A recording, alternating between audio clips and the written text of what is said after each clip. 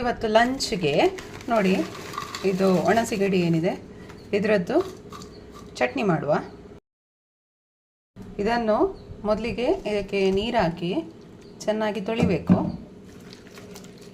ಚೆನ್ನಾಗಿ ನೀರು ಹಾಕಿ ತೊಳೆದ್ಬಿಟ್ಟು ಇದನ್ನು ಸ್ವಲ್ಪ ಹೊತ್ತು ಇದರ ನೀರೆಲ್ಲ ಹೋಗೋ ಹಾಗೆ ಇದರಲ್ಲಿ ಹಾಕಿಡಿ. ಇದರಲ್ಲಿ ನೀರಿನ ಪಸೆ ಏನಿರಬಾರ್ದು. ನೋಡಿ, ಇಲ್ಲಿ ನಾನು ಮೊದಲಿಗೆ ಕಾಯಿ ತುರಿಯನ್ನು ಸ್ವಲ್ಪ ಫ್ರೈ ಮಾಡ್ತಿದ್ದೇನೆ.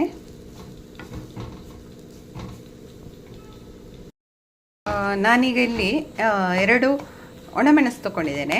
ಇದು ನಿಮಗೆ ಖಾರ ಎಷ್ಟು ಬೇಕೋ ಅಷ್ಟು ನೋಡ್ಕೊಂಡು ಹಾಕ್ಬೋದು. ನಾನಿಲ್ಲಿ ಸ್ವಲ್ಪ ಪ್ರಮಾಣದಲ್ಲಿ ಮಾಡ್ತಿರೋದ್ರಿಂದ 2 ಮೆಣಸು ತೊಗೊಂಡಿದ್ದೇನೆ. ಇದು ಬ್ಯಾಡಗಿ ಮೆಣಸು.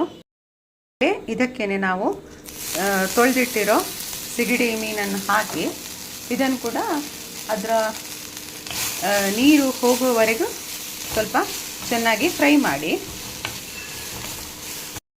ಮಿಕ್ಸಿ ಜಾರಿಗೆ ನಾವು ಹುರಿದಿಟ್ಟಿರುವ ತೆಂಗಿನಕಾಯಿ, ಆಮೇಲೆ ಬ್ಯಾಡಗಿ ಮೆಣಸು,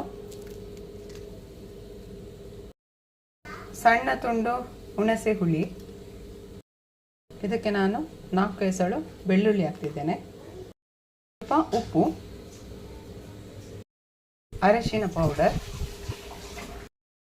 ಫ್ರೈ ಮಾಡಿರೋ ಸ್ವಲ್ಪ ಒಣ ಮೀನೇನಿದೆ ಸಿಗಡಿ, ಇದನ್ನು ಸ್ವಲ್ಪ ಇದಕ್ಕೆ ಹಾಕಿ ನೀರು ಹಾಕದೆ ಪುಡಿ ಪುಡಿಯಾಗಿ ಮಿಕ್ಸರಲ್ಲಿ ಹಾಕಬೇಕು. ಇಷ್ಟು ಪುಡಿ ಪುಡಿಯಾಗಿ ಬಂದರೆ ಸಾಕು, ನೀರೇನು ಹಾಕಲಿಕ್ಕಿಲ್ಲ.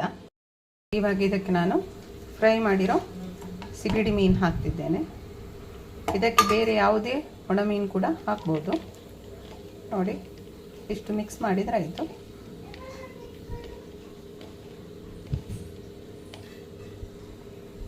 ನೋಡಿ, ನಮ್ಮದು ಒಣ ಮೀನಿನ ಚಟ್ನಿ ರೆಡಿ ಆಯಿತು. ನೋಡಿ, ಲಂಚ್ಗೆ ಗಂಜಿ ಊಟ. ಇದು ಕುಚ್ಚಲಕ್ಕಿದ್ದು ಗಂಜಿ. ನೋಡಿ, ಗಂಜಿ ಊಟ. ನಾವು ಮಾಡಿರುವಂಥ ಒಣ ಮೀನಿನ ಚಟ್ನಿ. ಇದು ತುಂಬಾ ಚೆನ್ನಾಗಿರುತ್ತೆ. ನೀವು ಒಂದ್ಸಲ ಟ್ರೈ ಮಾಡಿ ನೋಡಿ. ಬಿಸಿ ಬಿಸಿ ಗಂಜಿ ಊಟದ ಜೊತೆಗೆ ಒಣ ಮೀನಿನ ಚಟ್ನಿ.